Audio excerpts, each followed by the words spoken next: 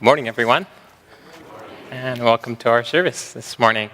My name is Badri, and this is, of course, Shanti, and it's my great honor and privilege and humble joy to be with you, visiting, as it were, with a number of friends from Ananda Village, along with my wife, Gita, and our two young children, Tulsi and Jay. We're joining you not only for this service, but for the Next Wave Joy program, Joy Week, that we're having together. And it's been a wonderful time of service and time spent in divine friendship, meditation. Last evening, for those of you that were there on University, some beautiful outreach sharing Swamiji's powerful and uplifting music. So thank you for hosting us and for hosting me here today. And on then to today's topic of attunement and abiding in God. As Swamiji writes, Yogananda often emphasized this principle of attunement to disciples of this path and to anyone. And why?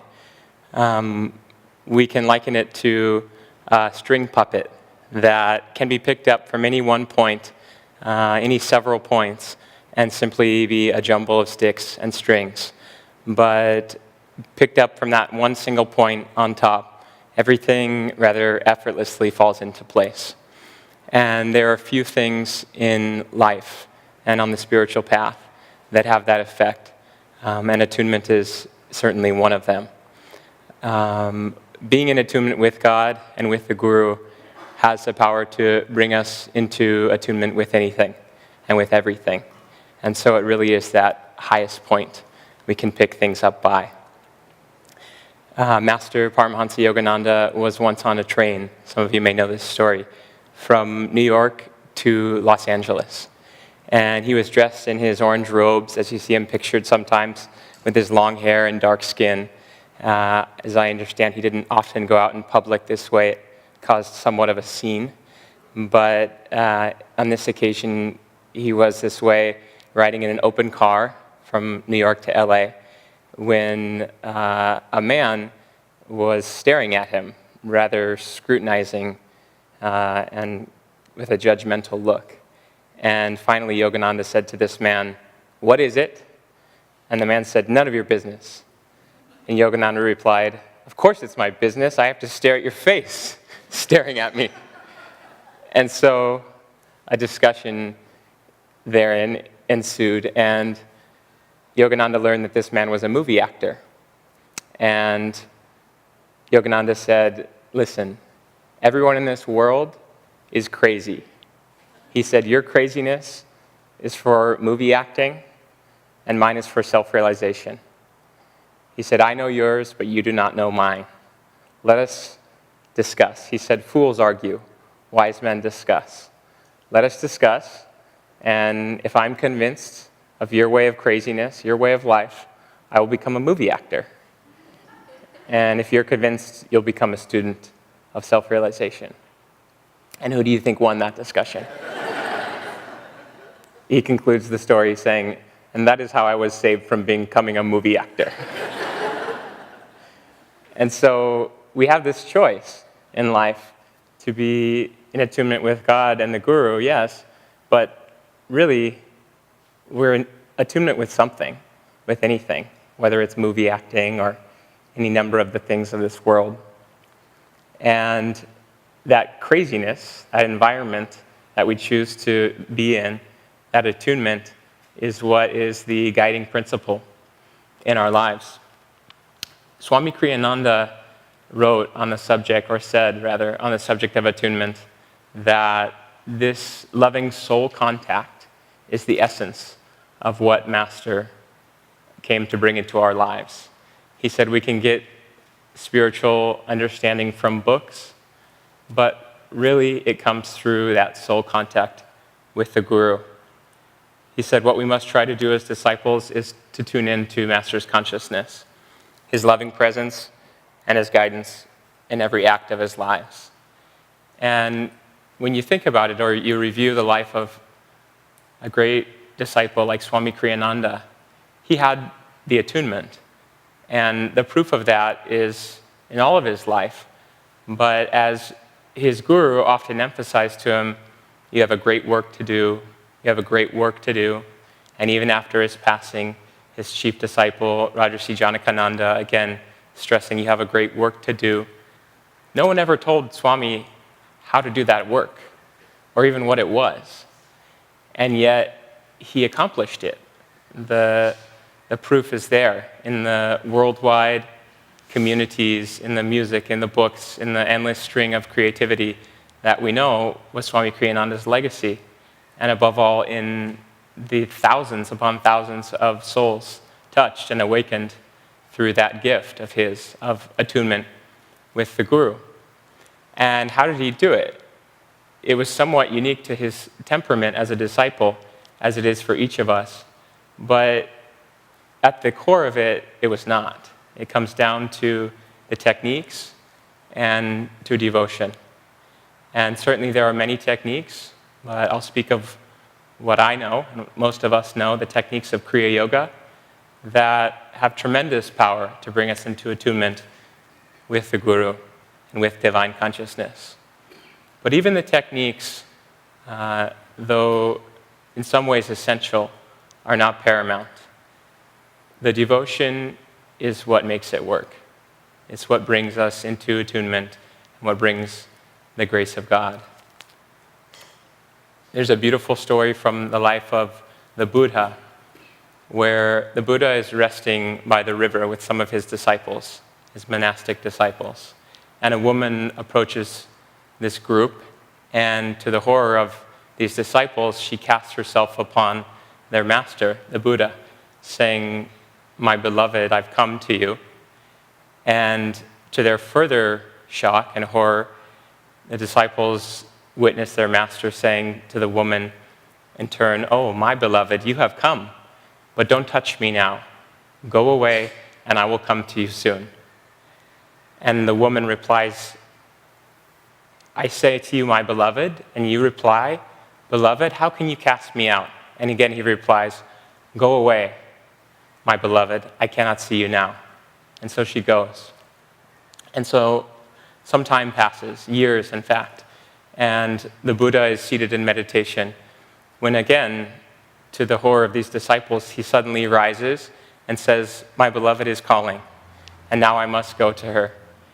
And he goes to the same place by the river, and the woman is there, the courtesan is there, and now she is laying sickly and dying, covered with smallpox sores, and no one will touch her or go near her. But the Buddha holds her in his arms, saying, "Now, my beloved, I have come." And through his touch and his blessing, she's healed and becomes a disciple of the Master.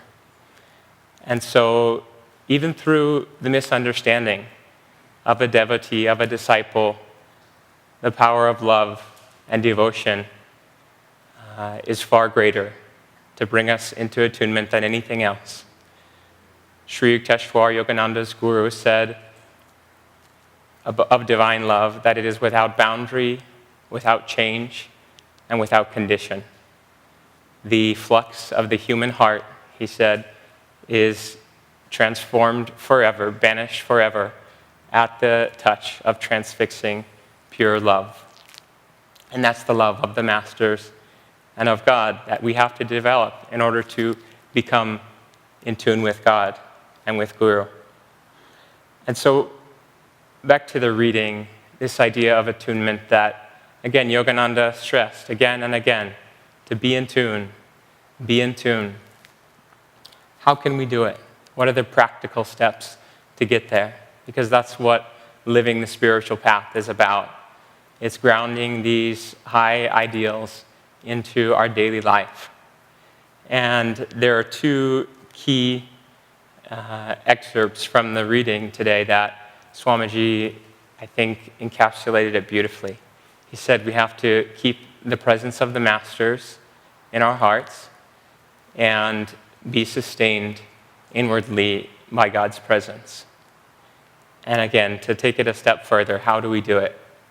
I'll give you an answer from my 3-year-old daughter, Tulsi.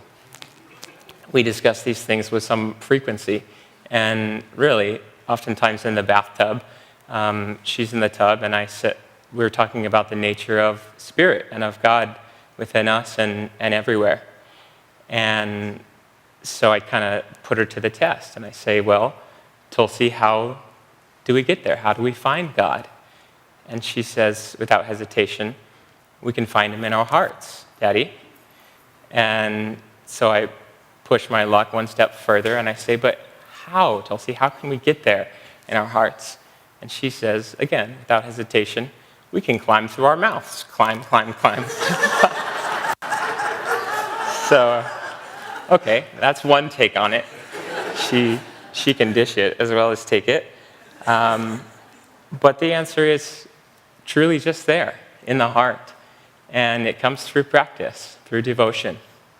When we tune into the power of a great master, any great master, but our Guru, Yogananda, we find that there's tremendous power there. And he was not a man who lived and died and spoke and taught and wrote and lectured. He was simply the power of God. And that same power is always there for us to tap into. As Lahiri Mahashaya said to Yogananda's mother before his birth, she said, your son will be like a mighty locomotive, and he will pull many, many souls to God. And we are on that train. We are going to God, being pulled by the power of our master. And Swami Kriyananda, too, is a great engine on that train, and each of us in turn can add our power to that locomotive through attunement and through devotion. And there's a story in India, a popular story of Brahma, Vishnu, and Shiva, the holy or divine trinity aspects of God. And they were once boasting of their great powers together when a little boy appeared to them and said, first to Lord Brahma, what do you do? And he said, I create everything. And he turned to the other gods, and the boy said, and what do you do? And they said, we preserve and destroy everything. And the boy was rather nonplussed, and he held up a little piece of straw, like a toothpick, and he said again to Lord Brahma, can you create this? And try as he might, Lord Brahma could not incredulously create this simple little artifact, and the straw began to dissipate in the boy's hand, and Brahma turned to Vishnu and said, quickly sustain that straw before it disappears. And again, he could not. And finally, the boy reproduced the piece of straw, turning to Lord Shiva, saying, can you destroy this? And again, he could not. And the boy at last turned to Lord Brahma again and said, did you create me? And Lord Brahma thought and thought, but he could not remember creating this amazing child. And in that moment, the child vanished. And each of the gods awoke from their delusion, realizing that a far greater power than even theirs sustains each of them and this entire cosmos and all of us. And that power is behind our master, behind Swamiji, behind the great ones, again, always lying in wait, just for us to pick up the banner of our devotion that brings attunement through our daily practices, through our dedication, through our service. We have to do everything with that power of God. It's not easy to do, but gradually we find there is tremendous joy and reward, not always outwardly, but that comes through this practice.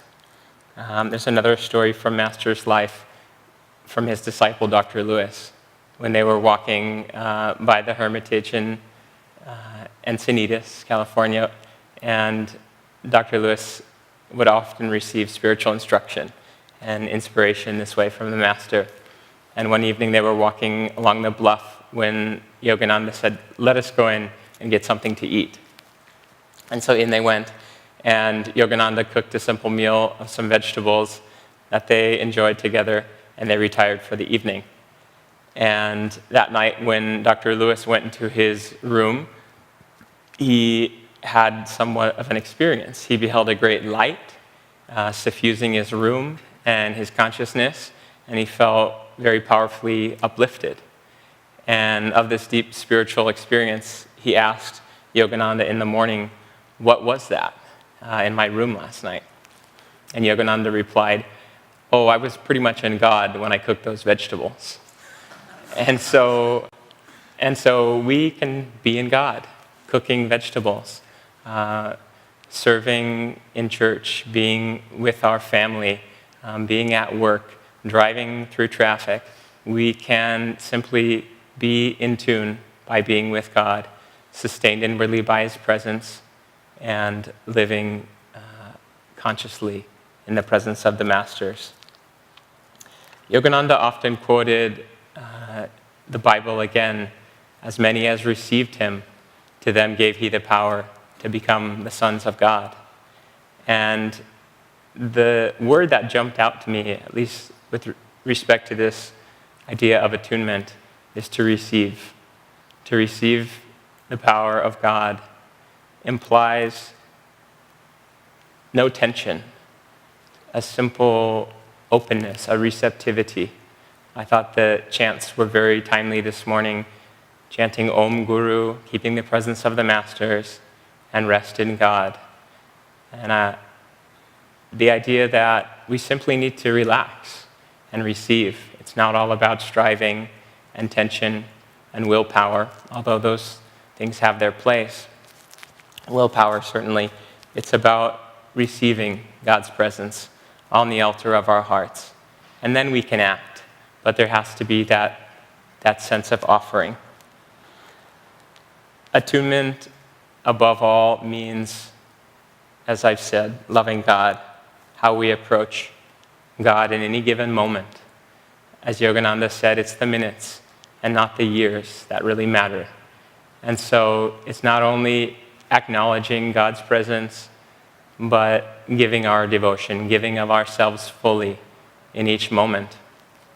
Once when Yogananda was receiving devotees in a line, a disciple, Brother Anandamoy, was observing as each disciple or devotee approached. And he saw a man rather incredulously approach Yogananda. He said it looked like this man was on drugs. And he had a lifeless look in his face. And as he knelt before Master, he held out a limp hand. And Anandamoy observed Yogananda, like a flawless mirror, take on a lifeless look and reach out his hand very limply to grasp the man's hand and let him go. And as the young man departed, he looked back at the next approaching Master, and it was a lifelong devotee. And as the woman knelt before Master with love and reverence for her guru, he warmly blessed her with great devotion and grace, and it was palpable. And even this young man looking back could see this. And so what did he do? He went around to the receiving line again to try to get such a blessing from the Master. And this is perhaps the most amazing part of the story to me. He again approached the Master with lifeless look and lifeless touch. And what did Master do? He responded in kind with a lifeless look and lifeless touch. And it was no prejudgment on the part of Master. He was simply meeting the man at the level that he was able to receive. And so in each moment, we are like, well, maybe somewhere in between, but probably more like that woman, that lifelong devotee, yearning for truth, for awakening, for spiritual understanding, and offering ourselves at the feet of the Guru. He doesn't assess where we're at. He simply responds in kind. Are we loving? Are we joyful? Are we open to receiving his blessing? And so finally, this idea of attunement comes down not to an either-or proposition, are we in tune or are we not? But in that given moment at the feet of the Master, are we loving? Are we open? Are we joyful? There's one final story I'd like to share with you personally, because it has to be made personal on the spiritual path. The stories of Master and of Swamiji are beautiful, but I would bet that every devotee in this room and on the spiritual path sincerely has experiences and personal stories that have made it real for them, because why else are we in it? So this idea of attunement, thinking of God, loving God, and acting rightly in all circumstances. Master said there are many rats and mice living in the canyon at Mount Washington in his time, but they are not making spiritual progress. We have to make the effort. And so this story is a few years back in 2014, when my wife and I, living near at Ananda Village, we had purchased a nearby property. And it was about 5 acres of land adjacent to Ananda Village outside Nevada City. And it was a large house that we spent quite a bit of time and energy remodeling. And anybody who's ever tuned into or owned or worked on property knows just what a challenge it can be to do these things. And so we were remodeling, working with infrastructure. And from the very beginning, my wife and I, being devoted and dedicated to this path, affirmed that this was not our house. We purchased it because it felt right and it was an opportunity that seemed right, but this was Master's house. This was an ashram. This was something we could offer in service to others, and we did. We had many friends living with us. It was an ashram, and we wanted to always consciously look for how it could serve and what was the right next step. And so throughout this process of remodeling, of working, it was at the time of our daughter's birth, so she was an infant that year. It was challenging. It was quite a bit of money, it was quite a bit of work, and just the kind of the humdrum of what it takes to work on the physical plane. But there was joy in it, certainly. So it was in the summer of 2014, about this time, that the well supplying our property went dry. And as most of you know, we've had this severe drought in California, broken a little bit this year, but the last 5 or so years. So this wasn't a totally unique thing, but it's a big deal. The only well supplying our property went dry. And so amidst all of this other kind of cacophony, we had to spend the next several months working with infrastructure from a neighboring property to bring us temporary drinking water. You can't have a house without water. Our family there and 3 other people living there at the time in this large home. And we also had to excavate and move a large septic tank in order to have the well drillers come to assess and drill our well. So amidst all of this, again, we're praying, rather somewhat desperately now. What do we do? What's trying to happen here? We can't really afford to deal with this, but we have to. Our plan was to try to get water supplied to the property somehow and to sell our land. But again, we're tuning in to Master, to God. What do you want of this? What's the lesson? What's the way forward? And so I worked closely with the well drilling company who came out to assess our situation. Your well is dry. It's a 300-foot hole. There's no water. So we drilled deeper. And just to put it in perspective, 300 feet is a moderately deep well in our area. So they drill at a significant cost per foot. Large crane truck comes out, drills down another 100 feet, 200 feet, 300 feet more. And now we're at a 600-foot well, which is rather deep, and still no water. In fact, throughout this process, they're assessing, and it doesn't look very good. And at 600 feet, they explained to me that they've hit what they termed a void in the well. And there's not only no water there, but we can't drill any deeper because we're unable to use our equipment and our instruments to measure what's going on and how to go forward. So essentially, they offered me a dry hole price that was the term, and said, you get the dry hole price if you drill another well with us, because what else are we going to do? So again, now if we were somewhat desperate, we're very desperate. We're praying. We're looking for the silver lining or the blessing or the way forward. I walked the property. They brought their manager or their well site guy out, and we walked the property to decide where could we punch a new well. We're way out of our budget if we ever had one now, but this is what we have to do, and this is the next step. So we're practical as well as praying desperately. We landed on a location up the hill nearby where we could drill a well. Not sure how to pay for it and all that, but that's what we're going to do.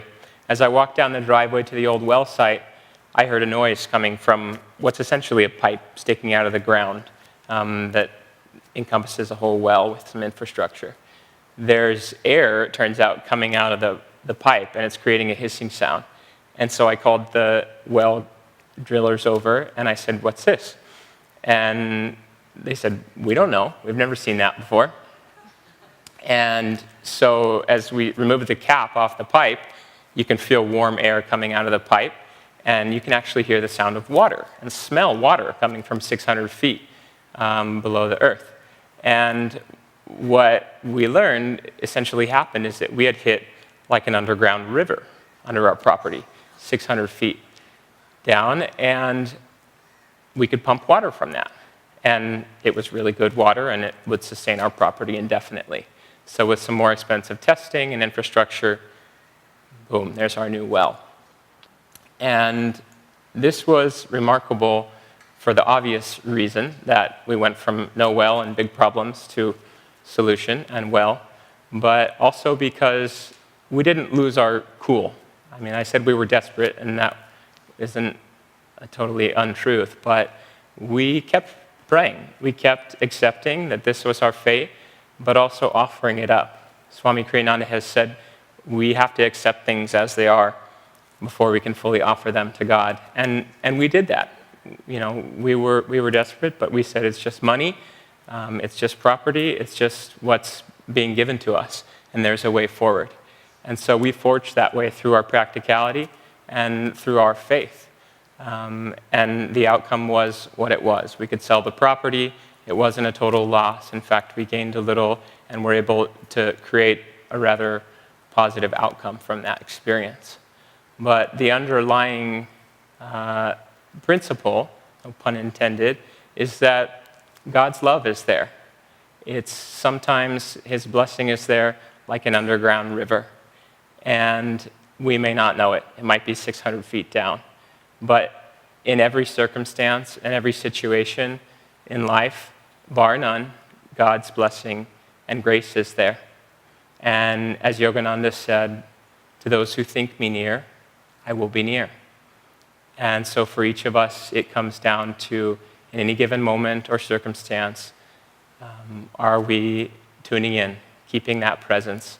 Because through the Guru's presence and through being sustained inwardly by God, He has the power to make each of us, through our attunement, nothing less than one with God.